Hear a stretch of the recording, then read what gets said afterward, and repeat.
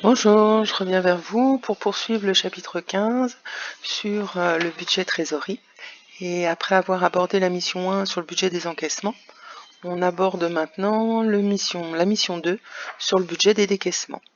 Alors en page 170 de votre livre, on vous donne cette annexe B qui est déjà précomplétée. Donc on sait par exemple que l'on va devoir décaisser au mois d'avril 183 900 € pour payer nos dettes d'avant le mois d'avril, puisque ce sont les dettes fournisseurs au 31 mars.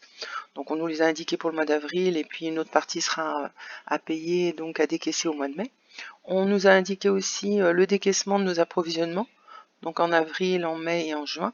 On nous a indiqué donc aussi le décaissement des autres charges au mois d'avril, au mois de mai et au mois de juin. Bien sûr que l'ensemble, c'est toute taxe comprise, puisque c'est bien ce que l'on paye qui doit être précisé dans le budget des décaissements.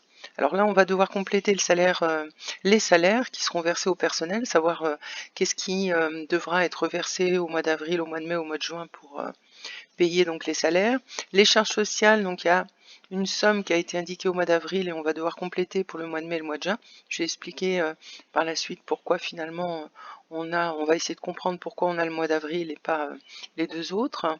L'investissement, donc là c'est justement à l'origine de ce besoin de réaliser les prévisions de trésorerie, donc ces budgets d'encaissement et de décaissement, puisque au tout début du chapitre, on nous précisait bien que l'entreprise avait le souhait de renouveler une partie de son matériel industriel et que voilà, pour être sûre, bien sûr, de ses choix, elle préférait aussi prévoir donc justement sa trésorerie et de vérifier qu'elle avait les capacités financières pour pouvoir investir. Donc on va voir justement cet investissement ici à travers le devis qui nous est donné dans cette mission.